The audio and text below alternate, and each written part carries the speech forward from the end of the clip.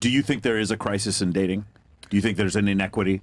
What do you mean inequity? So for instance, a small group of men, and I'm not saying 20% of men are 80% of women, but a small group of men, like say 30% of men are having sex with like 65% of the women. No, I don't think that's, I don't think that's borne out by the data. That's only borne out by Tinder swipes and swiping. But when you look at the data, it doesn't seem that's okay. Well, let's go from beyond the data. Let's look at the enormous amount of men that are addicted to porn. Let's look at the enormous amount of men that don't necessarily approach women anymore. You got women approaching this, and this is where you got to kind of take the stats and then also take common sense and look at like everything else. Hold on, stop. Yeah. You got to look at the totality of the circumstances. Stats give you one picture, and then it's up to you to use critical thinking to establish the other picture. If guys are getting laid and they're fucking women, they're not going to be watching porn most of the time. Then why that's tell not me true? why there's an enormous amount of men that have debilitating addictions to pornography. Matter of fact, you benefit from it significantly. You make a significant amount of money off of your OnlyFans. You would not be able to do that if men were actually getting laid. Well, then how come there was that recent... Your own success is contingent upon men not getting laid. There was a recent study on like, you're probably talking about what I'm talking about. The demographics, 90 or something % of men on OnlyFans are married.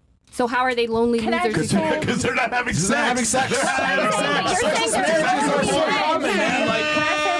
Do you realize, ladies, that so many guys are in marriages where their woman doesn't want to fuck them anymore? Can I say something? Yeah, go ahead. So I don't want to like expose my friend or anything, but she has sex with her boyfriend every single day. She does everything with him. Yeah. Like I don't want to be like specific, but we probably won't know who they are. He's still off to porn 3 times a day, regardless of having sex. Yes. He's 18 years old. But that's incredible sociological survey right there. He's 26. He's 6 years I guess my issue is can I argue for something very quickly? Like, I think the idea of like, porn addiction comes from a lack of sex is not necessarily true or congruent. And the reason why I would argue this is because porn addiction is basically just like sexual gratification on the constant, right? You could be having constant. It's basically another form of sex addiction, in my opinion. Because when you're having a sex addiction, you want to constantly get off, and it's the same thing with a porn addiction. You're constantly looking but for way that more people short-term have a porn addiction than a sex addiction. That's fair. That's fair. Like 100 to 1. 100%. Like, it's not even close. But the point that I'm trying to get across is that you could still be having sex with other people and still have a porn addiction. You could be, but the issue is we have again, all these. You guys are fantastic at like isolating certain things versus again looking at the totality of the circumstances. Well, just common sense. Let's just use some common sense. Why has dating content exploded over the past couple of years? Why has there been more men reporting loneliness and depression? Yes. Why are most men single? Why are so many guys addicted to porn? Why are so many guys struggling to get dates? Why do so many men fail on Instagram with DMing girls? Why do so many guys strike out when they talk to women? Why do most guys get rejected? If you look at the totality of the circumstances, it's very obvious. Why are we?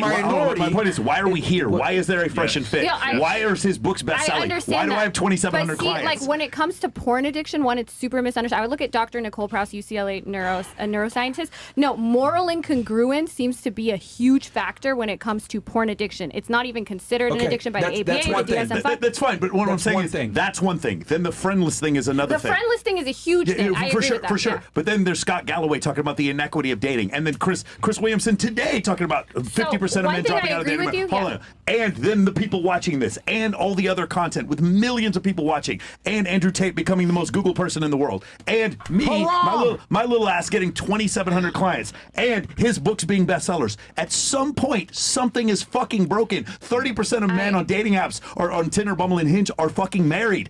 Something is broken. Yes, I understand that, and like I don't know if you guys. I recommend everyone read Johan Hari's Lost Connections. I do agree with you. Actually, social media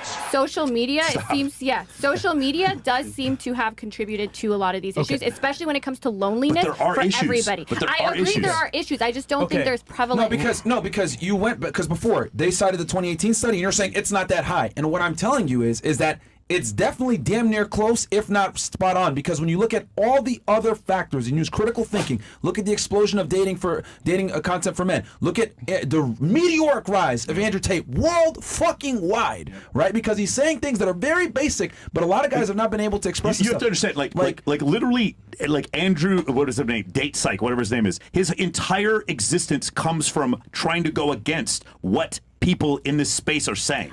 He wouldn't even exist if there wasn't a problem. I agree with you, and I'm not disagreeing that there has been like, I agree with like Reeves, right? There has been an attack, quote unquote, on masculinity. Now I agree with him also that this type of content is not the best solution, but I'm not saying that there isn't a problem. But we're also like, oh, look at all these people watching this. Well, yeah, it's like being in a hospital and being like, look at all these sick people. Yeah, but like David Buss doesn't go on Joe Rogan. There is no Scott Galloway talk. Like this entire thing, like we aren't even paying attention to it if it isn't a thing. I agree we should. That's why I read of Boys and Men. I'm not a boy, but I care about this. And I do think that, and I like how he put actual policy proposals. The point I'm trying to make is that there is an overwhelming... Hold on, guys. Based on social because you were trying to make the argument before. You're not going to necessarily have stats for everything. What I'm trying to say is there's absolutely an overwhelming amount of men that are fucking clueless and not getting laid. That's a fucking fact. That's true, but I don't think that's a fact. Okay, so you're arguing to argue. Real quick, you had a question, but before you said a question, by the way, your friend's pussy's trash. That's why. Go ahead. All right, so what I really wanted to say was the dating pool. The bottom line is the dating pool is in shambles right now, and I feel as though women are trying to be men. The men they wanted to marry. So now the men are no longer wanting to play their role. Long story short, just they're not keep it incentivized to play their role. And to add on to that, I agree with her. I think female promiscuity added to that and made more simps. Question for you for dating. What do you think is the problem? They just mentioned women trying to be men, but what do you think?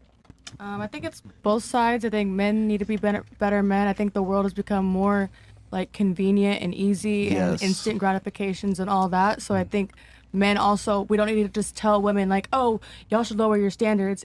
Everybody should raise their standards on both sides. So besides dating criminals, what about you? What do you think? I agree with them.